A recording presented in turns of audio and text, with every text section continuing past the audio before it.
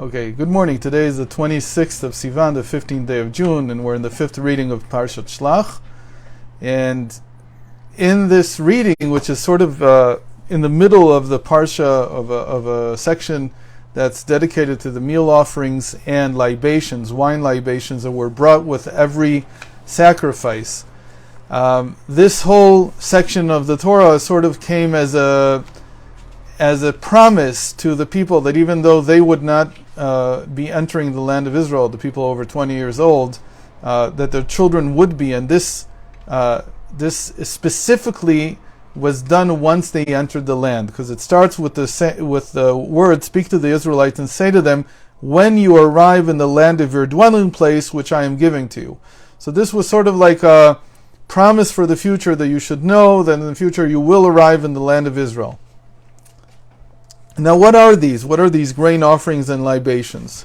So when a person brings a burnt offering to the altar, it could be because it's a vow that they made, or it's part of the festivals. It could be many reasons. So they also have to add grain offerings. Grain offerings means that they made matzah, basically. And there was quite a large amount of matzah that went with it. And with the sacrifice, there was also a wine libation. Now, a lot of people have probably heard this from Greece. It was something called a libation, but basically what it means is that you take wine and you pour it on the altar. In the altar itself, it wasn't just poured anywhere. There were two holes in the side of the altar. They weren't the wine was not poured on the fire. It was poured on the side. These two holes that went all the way down to, in Jerusalem, to the foundation stone of the mountain itself.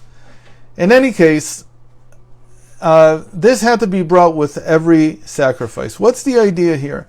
The sages say something interesting in the Talmud. They say someone who has brought a burnt sacrifice, a burnt offering, and has not offered the meal and wine libations, the meal offering and the wine libations, it's as if he read the Shema Yisrael, Hashem Elokeinu, Hashem Echad, Hear, O Israel, God is our one, God is our God, Havaya is our God, God is one, without tefillin, without putting his tefillin on. What's the connection? What is the idea here? What are they trying to say? So the Alter Rebbe has a lot of material dedicated to this very interesting statement from the sages, because it's one of the cases in which they bring sort of a metaphor to try to understand the essence of a mitzvah. And the bottom line is like this, that when we read the Shema, we're basically turning ourselves into a burnt offering. The purpose of the Shema is for the person to depart the current normal way of seeing things. When we look at the world with our eyes, what do we see? We see multiplicity, we see physical matter, we see everything except for one thing. We don't see God. And this is actually a very powerful image that we see. We see it our whole lives. And it takes many, many years to foster the understanding that there's something beyond. If you grew up in an Orthodox home and you were taught from the very beginning that there's something beyond everything you see, so that's more ingrained in you. But to actually be able to see it is a whole different proposition. In fact, we can't see it, so we cover our eyes when we say the Shema. So what are we doing? We're burning ourselves. It's as if we're taking ourselves out of the world. And so the metaphor for that is like a person who has now become a burnt offering, who's entirely burning up on the altar and is departing this world. The soul departs the world when we say the Shema. To understand the unity of God, we have to exit the experience, the day-to-day experience that we have. But if that's all there is, and let me say one more thing about this, a beautiful thing that the Alter Rebbe says about this. He says, we have natural fire from below. Natural fire from below is what we call the fire, the energy of the animal soul. That energy is what keeps us burning, keeps us moving. What is it burning for? To have more of this world. And so because of that, it yields anger and frustration. And a lot of the negative energy, the fire that is in us, is usually a fire of craving. It's usually a fire that's not so positive. But when you burn on the altar, the whole idea of the fire on the altar is that it comes from above. It descends from above. It's a completely different type of fire. What am I burning for when I burn on the altar, as it were? I'm burning for an experience of godliness. I'm burning for an experience of oneness. So he says that you have so many days of your life to transform the fire that comes from below into the fire that comes from above. Because the fire that comes from above is much more powerful. So every time you say Shema twice a day, even 4 times a day, but at least from the Torah it's twice a day, you are elevating the fire from below to join the fire from above and to transform. Instead of being fire of anger and fire of frustration, it transforms into a fire of I want to see my God. We want to see our King. And that is a different fire. It's a positive fire altogether. Imagine that every time that somebody tries to get you angry, your response is, but I want to see the godliness behind you. I don't want to get angry at you. It's a completely different craving. So in any case, we're burning on the altar, as it were, when we say the Shema. But that is not the main part of life, because we know that we can't spend our life in meditation about godliness that we can't see.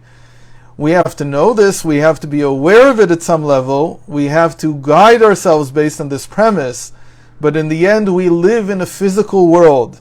And the goal of Yiddishkeit, the goal of the Torah, is to sanctify the physical world.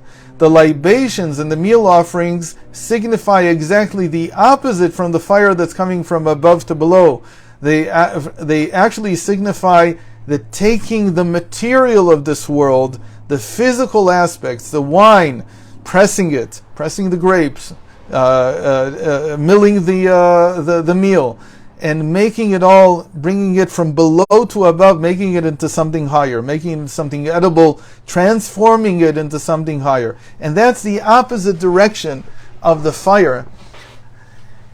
And so the message is that even though you may be burning with fire, and the fire may be coming from above or coming from below, but it's consuming you, the purpose of life is not just that, but also to elevate nature, to make nature into something higher. And this is what the libations, the wine that's pressed from the grapes, and the meal offering that's made from the flour, that's what they represent. So if a person is saying Kriyas Shema and not putting on tefillin, it's as if he's saying, I connect to the spiritual idea, which is all well and good, but I'm not transforming the physical matter of this world using the commandments into something sanctified, into something holy. And that has to be, they have to go hand in hand, and that's why the two go together. That you have the burnt offering, which again signifies our burning for God, and at the same time, the meal and libation offerings, which signify our connection to nature and to the purpose of elevating nature, of making nature into a home for God, and not just God that's beyond nature. So that's the first idea in today's reading. There's another idea, which we sort of just glanced over for a second. It's called, interestingly, the land of Israel here is not called the land of Canaan, as it usually is. Rather, I'll read the verse again. When you arrive in the land of your dwelling place, Eretz Moshvoteichem. And actually it's not translated so correctly. It should be the land of your dwelling places, in the plural. Why is this? Why is it called by this name? There's a very important process that happened when the Jewish people entered the land of Israel. At first, it took about 400 years until the temple was built. Before there was a king, and then the temple was built. All this time, they did perform these commandments, beginning with this one, of course. How did they perform it if there was no temple? So there were a lot of people who had an altar in their backyard, basically. The equivalent to that today would be living off the grid. In the same way that people lived without a temple, there was no central grid.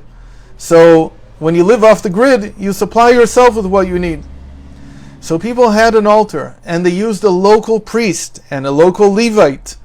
And whenever they needed to bring a sacrifice, they would do it basically in their backyard. And there were many of these in many different places. It was much more, as we would say, individualist society before the temple was built, before David unified the kingdom. once the temple was built, it became prohibited to use these private altars. Until that time it was fine, but once the temple was built, it became prohibited. And because of that, we find archaeologically in many, many places in the land of Israel, we find altars that were not destroyed, but were rather like cemented. They were covered in such a way that they couldn't be used. As opposed to other altars that we find that were destroyed, that were cut down, that the single slab of stone that they usually used was broken down. The difference was that the single slab was usually what was used by the Canaanites, and the altars that were cemented down and covered so that they couldn't be used were these private altars used by people. The equivalent, we today are in a fractured society. We're more in the individualistic stage, where each one of us has his own altar. There was one time the Rabbi Ginsburg compared social networks, social media, like Facebook and so on, to each person having their own altar where they have to show their sacrifices, where they have to do their own work, where they have to show that they're the greatest that there is. So this time, this period of development in the world is like this time of the personal private altars.